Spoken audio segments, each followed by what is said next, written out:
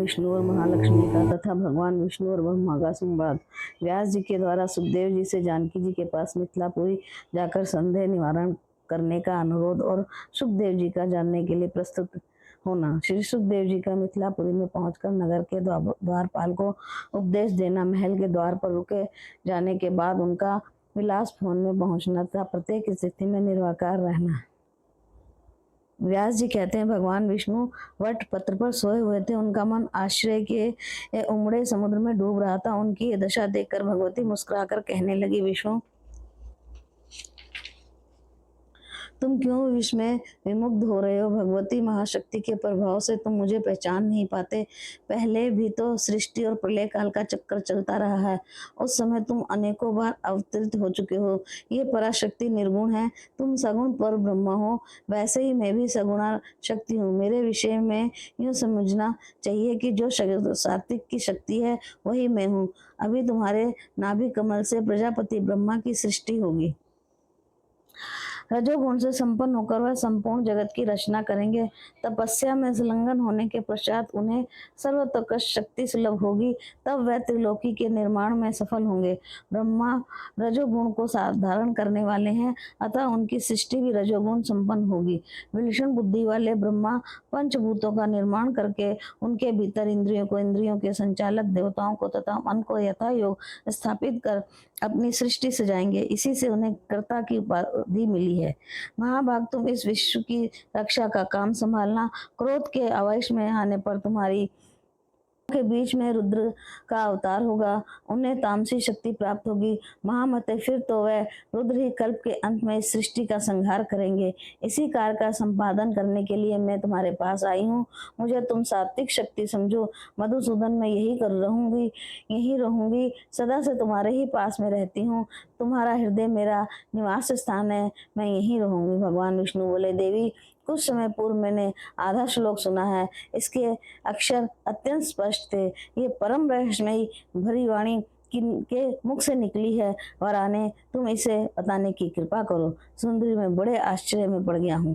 जिस प्रकार निर्धन मनुष्य को धन का स्मरण होता रहता है, वैसे ही ये बात मुझे बारंबार याद आ रही है। व्यास जी कहते हैं, भगवान विष्णु की बात सुनकर लक्ष्मी का मुख खिल उठा। वह हंसकर अत्यंत प्रीतिपूर्वक कहने लगी। महालक्ष्मी बोले, विष्णु कहती हूँ, सुनो। मैं सगुण स्वरूपा चतुर्भुजी भगवती हूँ। ये मेरा परिचय है। क्या तुम निर्गुणा आदि शक्ति को नहीं जानते? उन्हीं में उनका सगुण रूप भी छिपा रहता है। महाभाग, तुम जान लो, उन्हीं निर्गुणा भगवती ने ये आधा श्लोक कहा है। इसे परम पावन देवी भागवत पुराण समझ लेना चाहिए। ये कल्याणकारी पुराण वेद के रहस्य के परिपूर्ण है। शत्रुओं का शमन करने वाले अटल व्रतधारी भगवान विष्णु, मैं उन भगवती की विशेष कृपा मानती हूँ जो इस गुप्त रहस्य को उन्होंने स्पष्ट कर दिया। महाविद्या के मुख से व्यक्त हुई ये वाणी संपूर्ण शास्त्रों का सार है। इससे अधिक जानने की वस्तु त्रिलोकी में कुछ है ही नहीं।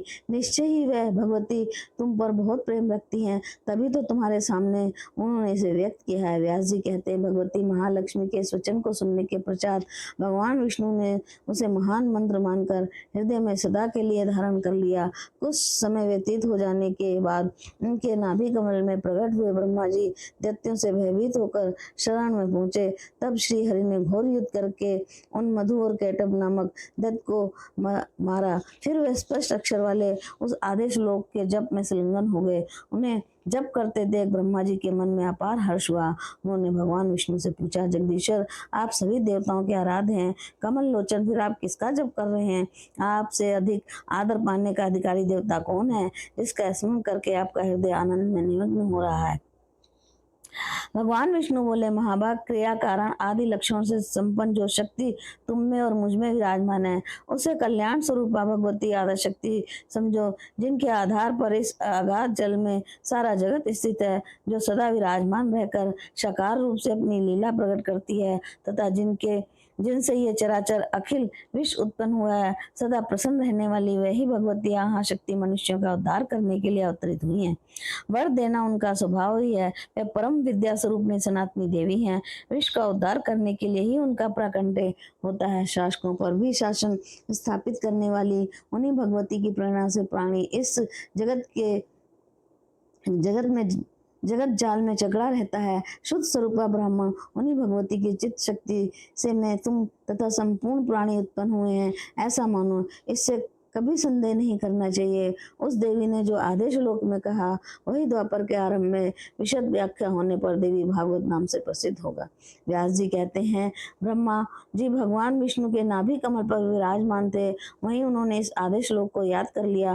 तत्पश्चात अपने अमित बुद्धिशाली पुत्र नारद जी को इसकी शिक्षा दी। नारद जी ने इसे मुझे पढ़ाया। फिर मैंने 12 स्कंदों में विशद रूप से इसकी व्याख्या की। महाभाग उसी वेद तुल पुराण का तुम अध्ययन करो। सर्ग उपसर्ग आदि 5 लक्षणों से परिपूर्ण वह पुराण भगवती जगदम्बिका की उत्तम कथाओं से सुशोभित है। उसके सभी भाग तत्व ज्ञान के रस से सने हैं। संपूर्ण पुराणों में वह श्रेष्ठ माना जाता है। पवित्रता में धर्मशास्त्र की तुलना करता है। उसमें वेद के सिद्धांत भरे हैं। वृतासुर के वध की कथा तथा अन्य भी अनेकों कथाओं का उसमें वर्णन हुआ है। संसार रूपी समुद्र से उद्धार करने वाला यह पुराण ब्रह्म विद्या का तो भंडार ही है। महाभाग तुम अयोग और प्रतिष्ठित पुरुष हो, तुम्हें अनुपम बुद्धि प्राप्त है। अतः इस परम पावन देवी भागवत नामक पुराण के अध्ययन में उद्यत हो जाओ। इसमें 18,000 श्लोक हैं। अज्ञान को दूर करने वाले इस दिव्य पुराण की प्रभाव से ज्ञान रूपी सूर्य अत्यंत तपने लगता है। ये प्रशंसनीय कल्याणकारी पुराण श्रोताओं और वक्ताओं को सुखी बनाता, शांति प्रदान करता, दीर्घ जीवी तथा पुत्र एवं पौत्र से संपन्न करता। ये धर्मात्मा सुत मेरे शिष्य हैं। इस मंगल में पवित्र पुराण का तुम्हारे साथ ही ये भी अध्ययन करेंगे। सुत जी कहते हैं, इस प्रकार कहकर व्यास जी ने अपने पुत्र सुखदेव जी को तथा मुझको देवी भागवत उपदेश दिया।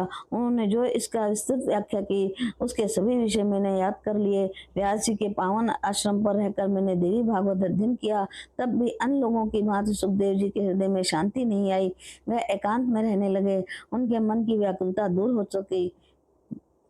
जान पड़ता था मानो उन्हें कुछ भूल गया हो। उनकी ना भोजन की विशेष रुचि होती और ना उपवास में ही। इस प्रकार सुखदेव जी को चिंतित देखकर व्यास जी ने उनसे पूछा, पुत्र तुम निरंतर क्यों इतने चिंतित रहते हो? मानव तुम्हारे मन में क्यों इतनी व्याकुलता आ गई है? जिस प्रकार निर्धन मनुष्य ऋण से दबकर सदा उसी की चिंता में व्यग्र रहता है, तुम्हारी भी ठीक वही दशा हो रही है। पुत्र मैं तुम्हारा पिता वर्तमान हूँ, फिर तुम्हें कौन सी चिंता सवार हो गई है? पुत्र यदि मेरे कहने से तुम्हारे मन को शांति ना मिले तो तुम जनक जी जिसके रक्षक हैं उस मित्रापुरी में चले जाओ। वहां राजा जनक मेरे प्रसिद्ध धर्मात्मा जीवन मुक्त एवं बड़े सत्यवादी हैं। महाभाग वे तुम्हारा अज्ञान दूर कर देंगे। पुत्र तुम उन नरेश के पास जाकर अपनी शंका का निराकरण कर लो। साथ ही वर्णाश्रम संबंधी धर्मों के रहस्य को भी उनसे समझ लेना। वह राजश्री जनक जी जीवन मुक्त ब्रह्म ज्ञानी परम पवित्र सत्यवादी सदा शांत रहने वाले योग के अभ्यासी और योग में निरंतर प्रीति रखने वाले हैं। सुत जी कहते हैं, व्यास जी अनुपम तेजस्वी पुरुष उनका उक्त कथन सुनकर परम तेजस्वी सुखदेव जी उनसे कहने लगे, धर्मात्मन ये बात तो मेरे मन में बिल्कुल दम्भ सी प्रतीत हो रही है। ये राजा जनक प्रसन्नता पूर्वक राज करते हुए भी जीवन मुक्त हैं। पिताजी भला जो राज करता है वह कैसे विधेय हुआ? मेरे मन में ये बड़ी शंका उत्पन्न हो गई है। अतः अब मैं उन महाराज को देखना चाहता हूँ कि जल में रहकर वह कमल पत्र की भांति उससे अछूत रहने वाले वह जगत में कैसे रहते हैं। पिताजी जिससे भोग लिया गया वह अभ्युक्त रह जाए और जिसे कर लिया वह अकृत रह जाए, ये कैसे हो सकता है? इंद्रियों का व्यवहार कैसे दूर हो सकता है? माता पुत्र स्त्री और उल्टा इनमें भेद है, अभेद क्यों ना किया जाए? और यदि किया गया तो फिर मुक्ता कहाँ रही? यदि कड़वा नमकीन तिक्त काश्य और मीठा आदि रसों को जीव जानती है और मनुष्यों के द्वारा उत्तम उत्तम पदार्थ भोगे जा रहे हैं, सर्दी गर्मी सुख दुख को भी ये भली भांति समझता है, तो पिताजी किस प्रकार ये जीवन मुक्त हुआ? मेरे संदेह का यही विषय है। शत्रु और मित्र का ज्ञान होने पर भी द्वेष एवं प्रेम होना सदा सिद्ध नियम है। राजा जनक व्यवहार में रहते हुए भी कैसे इस नियम को तोड़ सकते हैं? चोर और तपस्वी दोनों में उनके समान बुद्धि कैसे रह सकती है? और यदि विषम बुद्धि है तो फिर मुक्ता कैसी? पिताजी मैंने अभी तक किसी को राजा को जीवन मुक्त नहीं देखा, फिर राजा जनक गृहस्थ रहकर कैसे जीवन मुक्त है?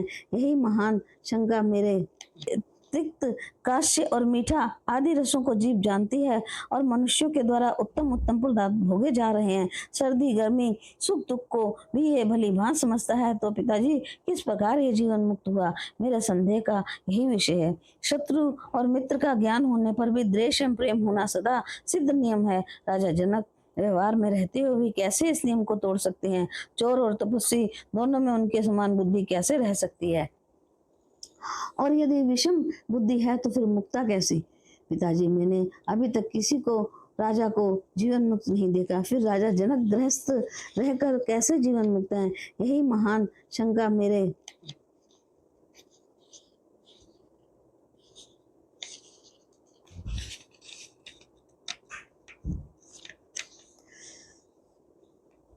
यही महान शंका मेरे मन में हो रही है। साथ ही उनकी बात सुनकर उन्हें देखने के लिए मेरे मन में प्रबल इच्छा जाग उठी। अतः अपना संदेह दूर करने के निमित्त मैं मिथिलापुरी जाता हूँ। सुत जी कहते हैं, इस प्रकार पिता व्यास जी ने कहकर महामना सुखदेव जी उनके पैरों पर गिर पड़े। हाथ जोड़कर जाने की इच्छा प्रकट करते हुए उन्होंने ये वचन कहा, महाभाग, मेरे पूछने पर आपने जो आज्ञा दी वह मुझे स्वीकार है। अतः जनक जी द्वारा सुरक्षित विदेह नगर देखना मुझे महान अभिष्ट हो गया। मुझे ये निश्चय करना है कि राजा जनक बिना दंड दिए कैसे राज का भार संभालते हैं, क्योंकि यदि शासन उठा दिया जाए तो प्रजा में धार्मिकता का आना असंभव है। धर्म की रक्षा होने में दंड ही कारण है, ये मनु आदि महर्षियों के सतत घोषणा है। पिताजी, फिर ये नियम कैसे लागू रह सका, यही मेरे मन को विशेष संदिग्ध कर रहा है। ये प्रश्न तो ठीक वैसा ही जान पड़ता है कि जैसे कोई कहे मेरी ये माता संवांध्य है। महाभाग, आप एक महान तपस्वी हैं। मिथिला जाने के समय में अपना हार्दिक विचार आपके सामने उपस्थित कर देता हूँ। तो सुत जी कहते हैं, सुखदेव जी के मन में जाने की इच्छा उठ चुकी थी। अपने ऐसे परम ज्ञानी एवं दृढ़ वैरागी पुत्र को देखकर व्यास जी ने उन्हें हृदय से लगा लिया और वह कहने लगे। व्यास जी बोले, बेटा सुखदेव, तुम्हारा कल्याण हो, तुम बहुत दिनों तक जीवित रहो।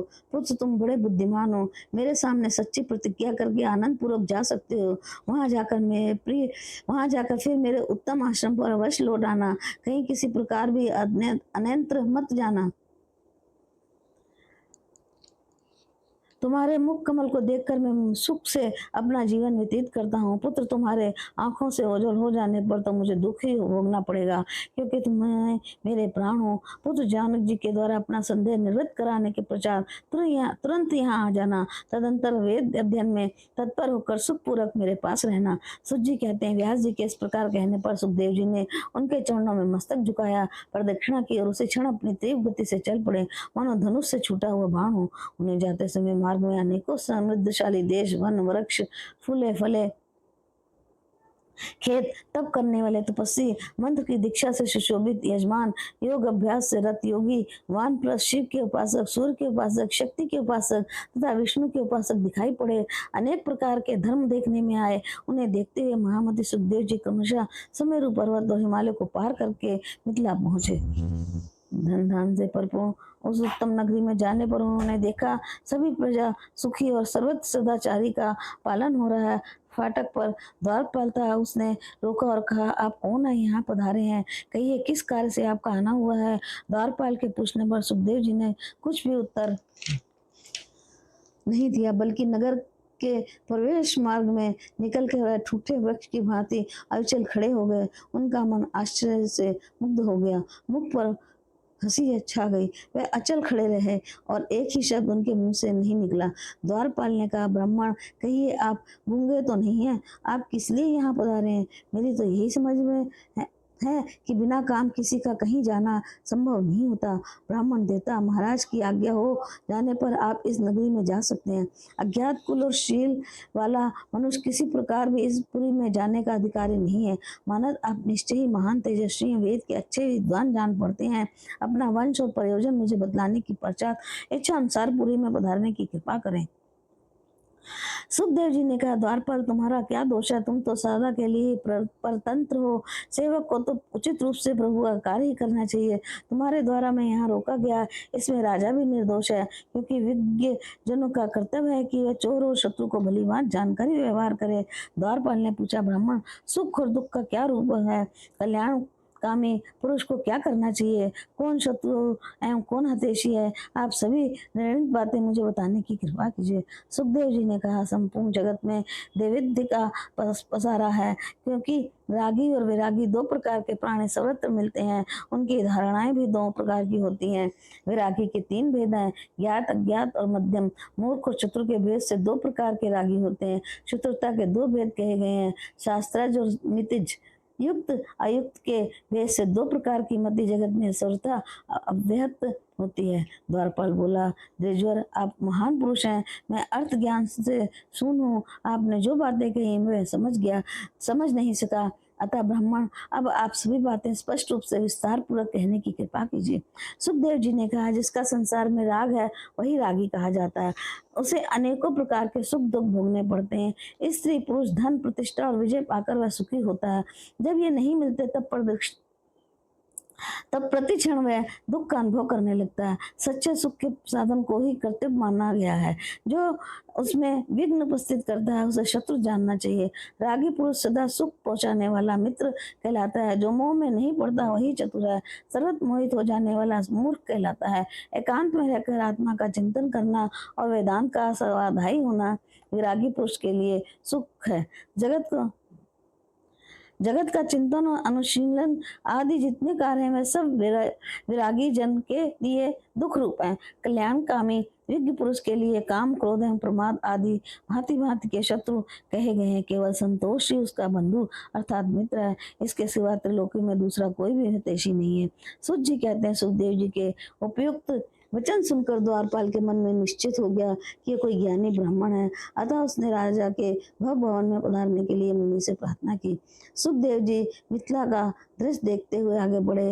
वह नगरी तीन प्रकार के मनुष्य खचाखच भरी थी।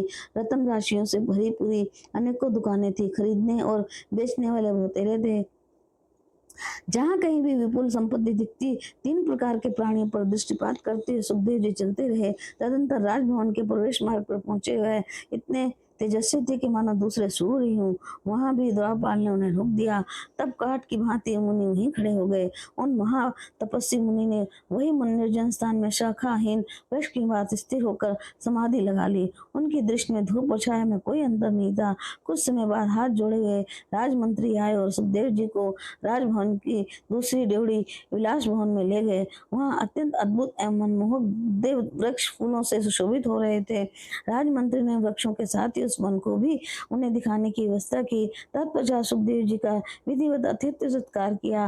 राजा की सेवा में तत्पर रहने वाले, गाने एवं बजाने में परम प्रवीण बहुत सी सुंदरियां वहां थी। उन्होंने काम शास्त्र का अध्ययन समय प्रकार से किया था। उन स्त्रियों को सुखदेव जी की सेवा करने के लिए आज्ञा देकर स्वयं राजमंत्री उस भवन से चले गए। उस समय केवल मुनि ही वहां अकेले रह गए। उन स्त्रियों ने सर्वोत्कृष्ट श्रद्धा से विधि पूर्वक सुखदेव जी का स्वागत सत्कार किया।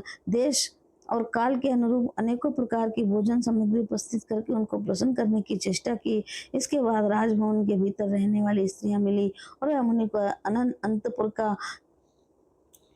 अनंतपुर का मनोहर वन दिखलाने लगी। उन स्त्रियों का मन मोहित हो गया था। सुखदेव जी बड़े सुंदर थे और उनकी बोली अत्यंत मधुर थी।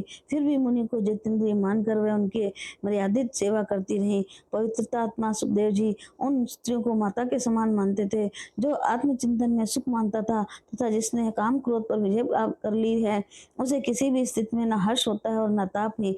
अतएव स्त्रियों की चेष्टा देखते हुए भी सुखदेव जी शांत चित्त से ही विराजे रहे। स्त्रियों ने उनके स्वयं के लिए सुंदर शैया तैयार कर दी। उस पर बहुमूल बिछौने बिछे थे और सजाने वाली अनेकों वस्तुएं उपस्थित थी। सुखदेव जी ने पैर धोए और सावधान हो हाथ में कुशा लेकर के वह सायंकाल की संध्या करने बैठ गए। संध्या के पश्चात ध्यानस्थ हो गए। उनकी एक पहर रात तो संध्या और ध्यान में ही व्यतीत हो गई। इसके बाद 2 पहर तक सोकर वह उठ गए। रात का अंतिम चौथा पहर फिर ध्यान में बीता। तत्पश्चात उन्होंने स्नान किया। प्रातः काल के संध्या वंदन आदि कार्य करके वह निश्चिंत हो गए। अध्याय 16 और 17। राजा जनक और सुखदेव जी के प्रश्नोत्तर।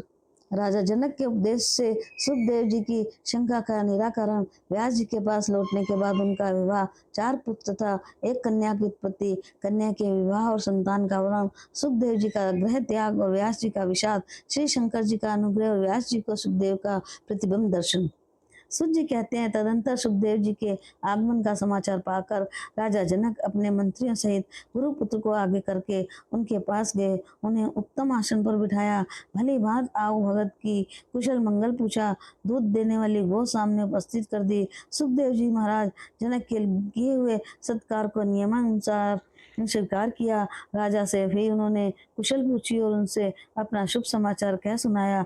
कुशल प्रश्न होने के पश्चात व्यास नंदन सुखदेव जी सुखदायी आसन पर बैठ गए। उनका चित शांत था। तब राजा जनक ने उनसे पूछा, महाभागा बड़े निष्प्रह महात्मा है मुनिवर, किस काम से आपका यहाँ पधारना हुआ, बताने की कृपा कीजिए। सुखदेव जी बोले, महाराज पिता व्यास जी ने मुझसे कहा कि तुम विवाह कर लो, क्योंकि सभी आश्रम में उत्तम गृहस्थ आश्रम ही है। तुरंत उनकी आज्ञा को बंधनकार मानकर मैंने उसे स्वीकार नहीं किया। उन्होंने कहा यह बंधन नहीं है, तब भी मैंने उनकी बात नहीं मानी। मेरा मन विविध कल्पनाओं में उलझने लगा। मेरी मनोवृत्ति को समझकर मुनिवर व्यास जी बोले, तू मिथिला चला जा, शोक मत कर, वहाँ राजा जनक रहते हैं, वे यज्ञिक पुरुष हैं, जीवन मुक्त हैं, विधेय नाम से उन्हें सारा जगत जानता है। वहाँ वे अकंटक राज करते हैं, राज का भार संभालते हुए अभी वे माया के बंधन से मुक्त हैं।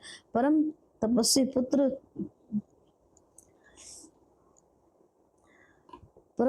पुत्र फिर तू क्यों डरकर वन वृद्धि स्वीकार करना चाहता है। महाभाग राजा जनक की स्थिति देखकर अपने मानसिक अंधकार को दूर करके तुझे विवाह कर लेना चाहिए। यदि मेरी बात पर विश्वास ना हो तो जाकर उन महाराज से पूछ ले, वह राजा जनक जी तेरे मानसिक संदेह का निराकरण कर देंगे।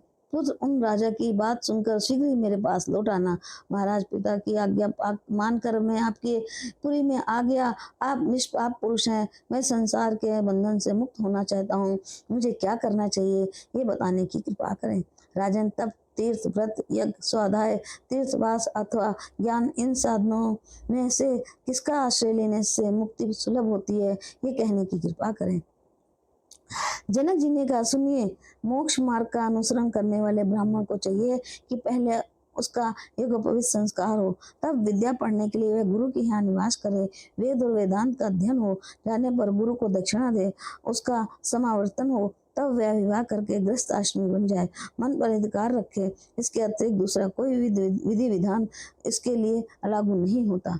संतोष रखे, दूसरे की आशा ना करे, मन में पाप को ना ठहरने दे, अग्निहोत्र कर्म करता रहे, सत्य बोले और सदा पवित्र रहे, पुत्र और पौत्र हो जाने पर वानप्रस्थ हो जाए, तपस्या करके काम क्रोध आदि छह शत्रुओं पर विजय प्राप्त करे, तत्पश्चात पुत्र के पास रहने के लिए स्त्री की व्यवस्था कर दे, न्यायपूर्वक संपूर्ण अग्नियों का अपने में आधान करके चौथे आश्रम में पैर रखे, धार्मिक भावना मन से कभी दूर न हो, चित्त शांत रहे, शुद्ध वैराग होने पर भी ऐसी स्थिति बनानी चाहिए। विरक्त पुरुष भी सन्यासी होने के अधिकारी है। यदि विराग नहीं हुआ तो कभी भी सन्यास लेना अनुचित है।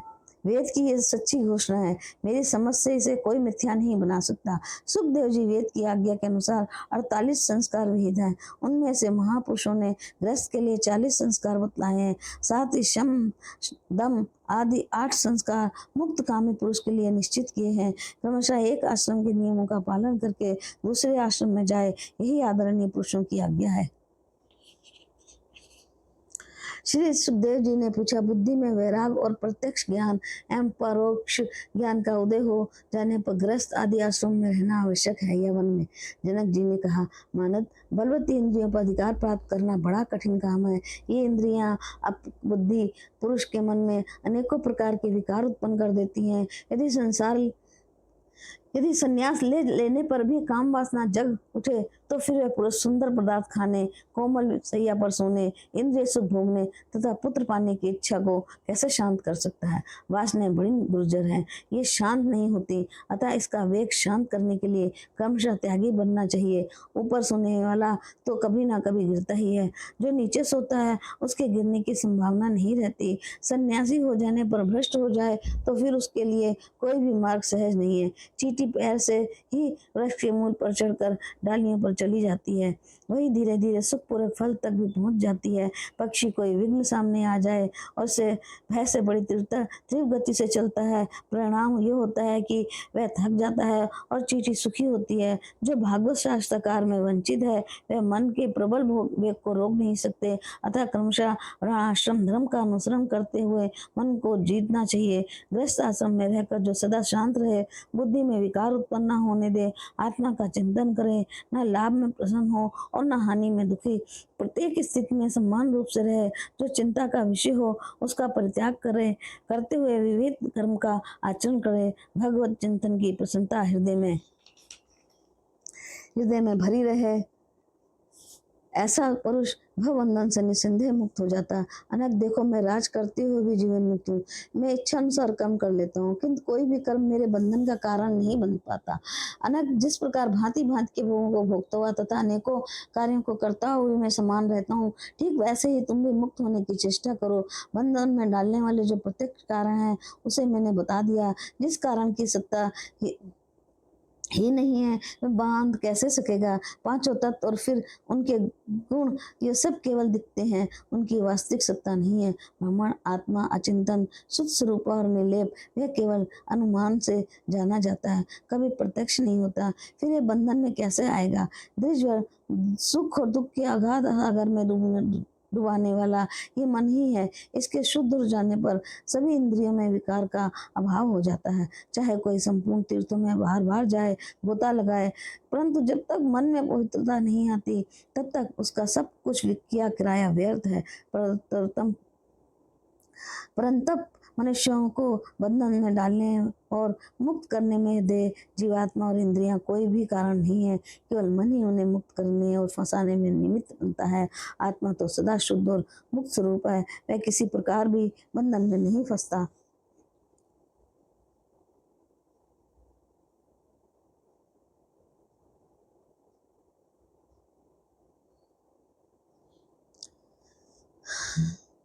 बंधन और मोक्ष तो मन में रहते हैं, मन शांत रहा तो बंधन और मोक्ष की सत्ता स्वयं शांत हो जाती है। शत्रु मित्र और आसीन आदि सभी भेद मन में रहते हैं, आत्मा एक है। मनुष्य यदि दृढ़ बुद्धि ना करे तो भेद की संभावना कैसे हो। जीव ब्रह्म स्वरूप है, मैं वही नित्य ब्रह्म हूँ, इसमें कुछ भी विचरणीय नहीं है। जगत में अविद्या फैली है, इसी से जीव और ब्रह्मा भेद बुद्धि की प्रतीत होते हैं, भेद बुद्धि की प्रतीति होती है। महाभागी अविद्या विद्या से अर्थात ब्रह्म ज्ञान से शांत होती है। अतः विवेकी पुरुष को चाहिए कि विद्या और अविद्या के विषय में भली बात जानकारी प्राप्त कर ले। धूप में रहे बिना छाया के सुख का अनुभव कैसे हो, ऐसे में सामने अविद्या आए बिना विद्या की महत्ता कैसे जानी जा सकती है। गुणों में गुणों का, भूतों में भूतों का और विषयों में इंद्रियों का रहना स्वाभाविक है, फिर इसमें आत्मा का क्या दोष। सबके पालनार्थ वेदों में मर्यादा स्थापित कर दी गई है। अनग यदि पुरुष इसके अनुसार ना चले तब तो नास्तिकों के विचार के अनुसार धर्म की सत्ता ही मिट जाएगी।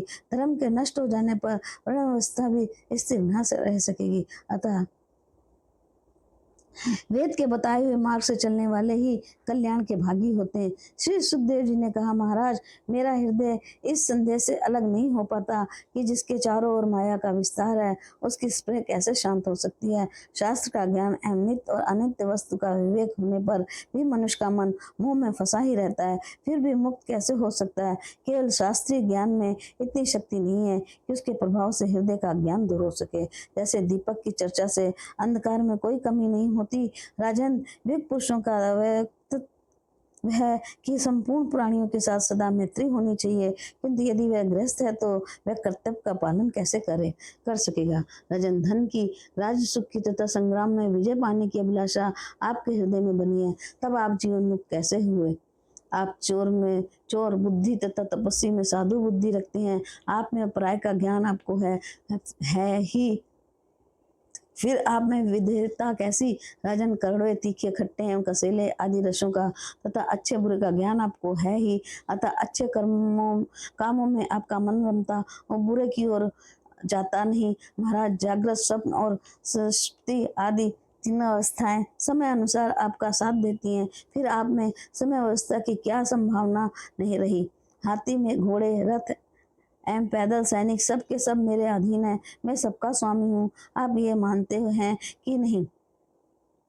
राजन, आप मधुर पदार्थ को प्रसन्नता पूर्वक खाते हैं, स्वादहीन भोजन में वैसी ही प्रसन्नता नहीं रहती। तब फिर माला और सर्प में आपकी समान दृष्टि कहाँ रही? महाराज, विमुख तो वह हो सकता है जिसकी मिट्टी की ढीले पत्थर और स्वर्णों के समान दृष्टि है, जो सब में एक बुद्धि रखता है तथा संपूर्ण प्राणियों के हित साधन में लगा रहता है। अतः अब मेरा मन क्षण भर के लिए भी घर एवं स्त्री आदमी रमना नहीं चाहता। एकांत में रहकर इच्छाओं को शांत करके सानंद समय व्यतीत करूं, यही मेरी बुद्धि निर्णय कर रही है। मैं किसी का साथ ना करूंगा। ममता मन से अलग रहेगी। फल मूल पत्ते जो कुछ मिले वह खा लूंगा। सुख दुख के अनुभव से अलग रहूंगा और किसी वस्तु का संग्रह नहीं करूंगा। सदा शांति पूर्वक मृग की भांति विचरा करूंगा। राजन, अब मेरे मन में वैराग का उदय हो गया और सभी सुख दुख आदि गुण शांत हो गए। तब घर धन और सुंदर स्त्री से मुझे क्या प्रयोजन? आप अनेकों अशक्तियों से युक्त तरह तरह की बात सोचते रहते हैं और कहते हैं कि मैं जीवन मुक्त हूँ। मुझे तो आपका ये व्यवहार दम ही जान पड़ता है। राजन, कभी शत्रु विषयक, कभी धन विषयक, कभी सेना विषयक चिंता आपके मन को घेरे रहती है। आपकी तो बात ही कौन सी है? जो मुनिगण सूक्ष्म भोजन करके अपने व्रत में अटल हो, वन में तपस्या करते हैं और जानते हैं कि संसार मिथ्या है, वह भी इस जगत जंजाल में फंस जाते हैं। राजन, आपके कुल में उत्पन्न होने वाला विधेय नाम ही रख दिया जाता है। इसे आप बिल्कुल विपरीत बात समझ लीजिए। जैसे किसी मूर्ख का नाम विद्याधर, अंधे का नाम दिवाकर और दरिद्र का नाम लक्ष्मीधर रख दिया जाए तो उनके वह नाम अनर्थक ही है। जनक जी ने कहा, द्विजवर ने बहुत तुमने बात बिल्कुल सच्ची कही है, इसमें कुछ भी झूठ नहीं है।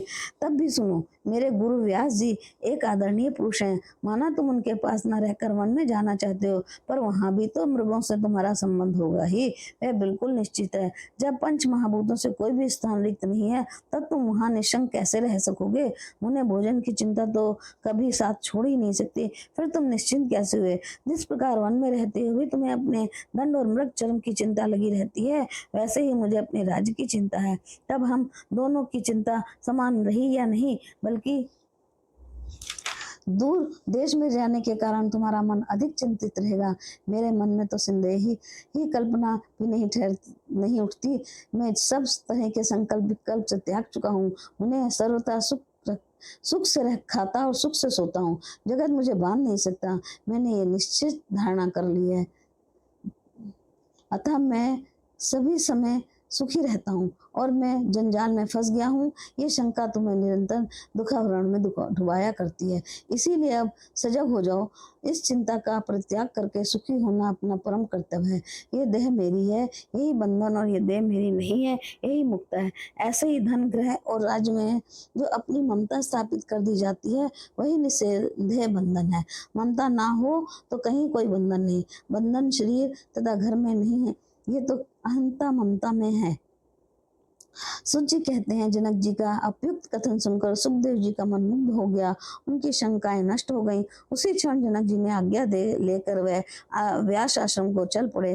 पुत्र को आते हुए देख व्यास जी के सुख की सीमा न रही। उन्होंने सुखदेव जी को गोद में बिठा लिया, मस्तक सूंघा, फिर उनकी कुशल पूछी। इसके बाद सुखदेव जी ने अपने पिता के पास ही उनके एक सुंदर आश्रम पर रहने लगे। वह वेद अध्ययन में सफलता पा चुके थे, संपूर्ण शास्त्रों का अनेक प्रकार से अध्ययन किया था। राज करते हुए भी जानक जी की जो स्थिति उसे देखकर सुखदेव जी के मन को बड़ी शांति मिली। अब पिता के आश्रम पर है ना, उन्हें अविष्ट हो गया। पितरों की एक सौभाग्यवती कन्या थी, उस सुंदरी कन्या का नाम था पीवरी। योग के प्रतीक होते हुए भी सुखदेव जी ने उसे अपनी पत्नी बनाया। उस कन्या ने उन्हें 4 पुत्र हुए, कृष्ण, गौरप्रभ, भूरी और देवश्रुत। कीर्ति नाम की एक कन्या हुई, परम तेजस्वी। सुखदेव जी ने विभ्राज कुमार महामना अग्रहण के साथ उस कन्या का विवाह कर दिया। उनके पुत्र श्रीमान ब्रह्मदत्त हुए। सुखदेव के दोहित्र ब्रह्मदत्त बड़े प्रतापी राजा हुए, साथ ही ब्रह्म ज्ञानी भी थे।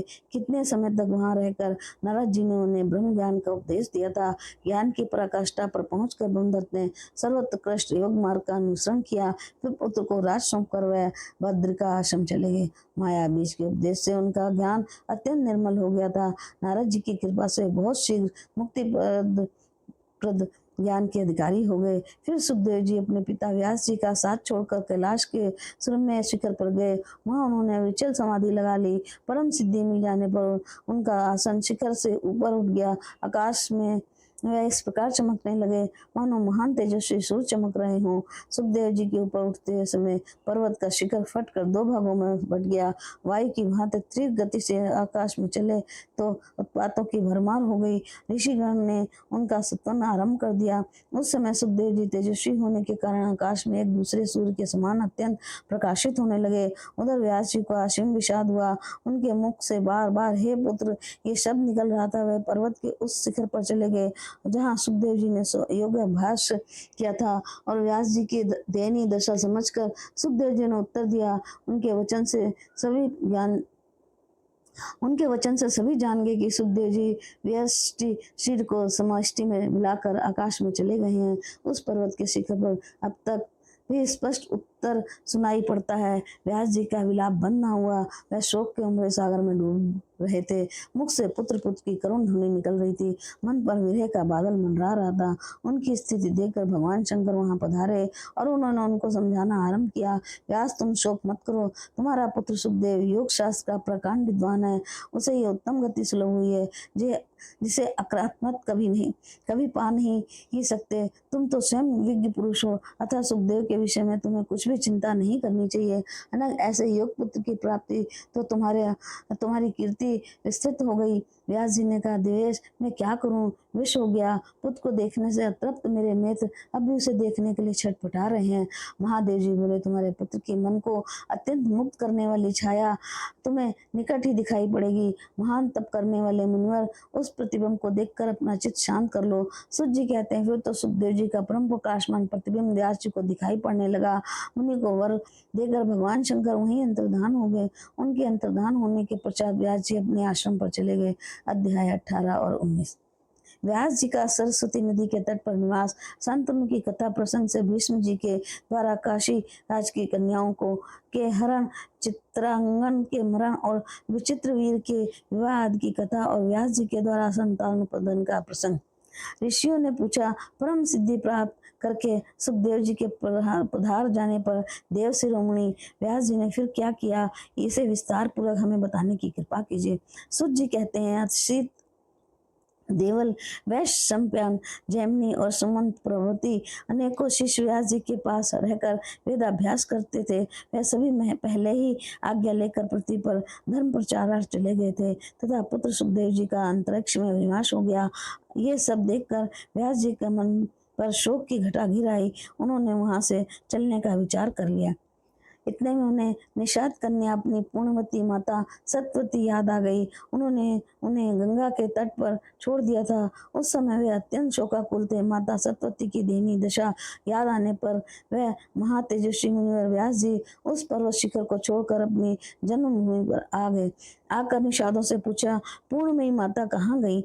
उन सब ने उत्तर दिया, वह कन्या राजा शांतनु को सौंप दी गई है। इसके बाद दशाराज ने प्रसन्नता पूर्वक व्यास जी का अतिथि सत्कार किया। फिर तो व्यास जी सरस्वती नदी के सुर में तट पर अपना आश्रम बनाकर वहीं रहने लगे। तपस्या आरंभ हो गई। राजा शांतनु बड़े प्रतापी नरेश थे। उन्होंने सत्यवती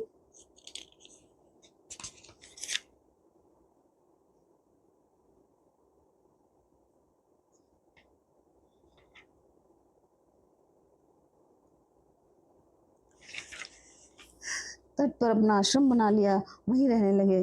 तपस्या आरंभ हो गई। राजा शांतनु बड़े वे प्रतापी नरेश थे। उन्होंने सत्यवती के गर्भ से 2 पुत्रों को जन्म दिया। वनवासी जीवन व्यतीत करते हुए भी व्यास जी उन दोनों पुत्रों को भाई मानकर बड़े सुखी थे। महाराज शांतनु के प्रथम पुत्र का नाम चित्रांगन हुआ। शत्रुदमन चित्रांगन अनुपम सुंदर एवं संपूर्ण शुभ लक्षणों से संपन्न थे। दूसरे पुत्र का नाम विचित्र वीर था। उनमें भी सभी गुण सब विद्वान थे। उन्हें देखकर पिता को अपार हर्ष हुआ होता था। राजा शांतनु के सबसे बड़े पुत्र महान प्रतापी भीष्म थे। उनमें असीम शक्ति थी। सत्यवती कुमार चित्रांगन और विचित्र वीर भी भीष्म जी के समान ही बलशाली हुए। सर्व लक्षण संपन्न तीनों पुत्रों को देखकर महामना शांतनु अपने को देवताओं से भी अजय मानते थे। कुछ समय के पश्चात राजा शांतनु का स्वर्गवास हो गया। जैसे मनुष्य पुराने वस्त्रों को छोड़ देता है, वैसे उन धर्मात्मा नरेश ने अपने जीर्ण शरीर को परित्याग कर दिया। शांतनु के स्वर्ग सिधारने पर उनके लिए अर्धदैहिक क्रियाएं सविधि संपन्न की गई। अनेकों प्रकार के दान दिए गए। इसके बाद पराक्रमी भीष्म जी ने स्वयं राज को स्वीकार न करके चित्रांगन को राजा बनाया। सत्यवती कुमार चित्रांगन बड़े प्रतापी एवं पूर्णात्मा पुरुष थे। उन बल अभिमानी वीर ने शत्रुओं को परास्त कर दिया था। एक समय की बात है, महाराज चित्रांगन विशाल वाहिनी साथ लेकर वन में गए। चित्रांगन सभी मार्ग में ही थे। इसी बीच चित्रांगन नामक गंधर्व ने उन्हें देखा और एक उत्तम रथ पर उन नरेश के सामने ही वह भूमि पर उतर आया। राजा चित्रांगन और चित्रांगद नामधारी गंधर्व दोनों एक समान पराक्रमी थे। तदनंतर वह दोनों कुरुक्षेत्र नामक प्रसिद्ध स्थान में भयंकर युद्ध करने लगे। 3 वर्ष तक लड़ाई चलती रही। अंत में राजा चित्रांग और गंधर्व के साथ युद्ध में काम आकर स्वर्ग चले गए। समाचार पाकर भीष्म के श्राद्ध आदि कर्म किए। तदनंतर उन्होंने विचित्र वीर को राजगद्दी सौंप दी। पश्चात मंत्रियों एवं महानुभाव गुरुओं ने सत्यवती को समझाया। सामने ही दूसरे पुत्र का राज्याभिषेक भी हुआ। इसमें माता शोकाकुल होने पर भी संतुष्ट हो गई। अब सत्यवती कुमार विचित्र वीर विवाह हो गए। भीष्म जी को अपने छोटे भाई के विवाह की चिंता लगने लगी। काशीराज की 3 कन्याएं थी। सभी के शुभ लक्षण विद्वान थे। राजा ने स्वयंवर की प्रवृत्ति से विवाह करने के लिए कन्याओं को उपस्थित किया था। शर्त थी कि कन्याएं इच्छा अनुसार वर चुन ले। हजारों नरेश और राजकुमार बुलाए गए। प्रतिष्ठित राजाओं की मंडली उपस्थित थी। महान तेजस्वी भीष्म जी एक रथ पर बैठकर उस स्वयंवर को में पधारे और सभी राजाओं को परास्त करके उन्होंने तीनों कन्याएं बलपूर्वक छीन ली। महारथी भीष्म जी तेजस्वी पुरुष थे। अपने बाहुबल से संपूर्ण नरेशों को जीतने के पश्चात उन कन्याओं को लेकर वह हस्तिनापुर लौट आए। भीष्म जी ने उन सुंदरी कन्याओं के प्रति ऐसी धारणा बना ली थी मानो वह माता, बहन अथवा पुत्री हो। उन्हें लाकर उन्होंने तुरंत सत्यवती को सौंप दिया और ज्योतिष एवं वेद के पारगामी विद्वान ब्राह्मणों को बुलाकर उनसे शुभ मुहूर्त बताने की प्रार्थना की। जब विवाह का सारा सामान एकत्रित कर लिया और अपने छोटे भाई धर्मात्मा विचित्र वीर का उन कन्याओं के साथ विवाह करने लगे तो तीनों में जो अत्यंत सुंदरी थी उस बड़ी कन्या ने लज्जित होकर भीष्म जी से कहा, धर्मज्ञ, आप कुरु वंश में एक प्रतिष्ठित पुरुष हैं। आपने अपने वंश को उज्जवल कर दिया। गंगा नंदन में तो मन ही मन राजा सल को स्वयंवर मैं वर चुकी हूँ। ये वह नरेश मेरे प्रेम में वेल हो गया था, अतः उसने भी चित ने मुझे वर लिया था। परंतु अब इस कुल की प्रार्थना के अनुसार जो उचित हो करने की कृपा कीजिए। भीष्म जी, आप धर्मात्माओं में भी अपना प्रमुख स्थान रखते हैं। यदि शल ने पहले मुझे वर लिया, फिर भी आप शक्तिशाली पुरुष हैं, अतः जैसी इच्छा हो कर सकते हैं। सुत जी कहते हैं, इस प्रकार उस कन्या के कहने पर कुरुनंदन भीष्म ने वृद्ध ब्राह्मणों, मंत्री और माता सत्यवती से कर्तव्य के विषय में पूछा। स्वयं भी धर्म के विशेषज्ञ थे। सबकी अनुमति प्राप्त करके उस कन्या से उन्होंने कहा, वराने, तुम स्वेच्छा पूर्वक जा सकती हो। अब भीष्म से विदा होकर वह कन्या शाल के पास गई और अपने मन की अभिष्ट बात उस नरेश के सामने स्पष्ट कर दी। बोली, महाराज, आप में मेरा मन रम गया था, अतः मैं धर्म पूर्वक भीष्म से विदा हो आई हूँ। अब आपकी सेवा में उपस्थित हूँ। मेरे साथ विवाह कर लीजिए।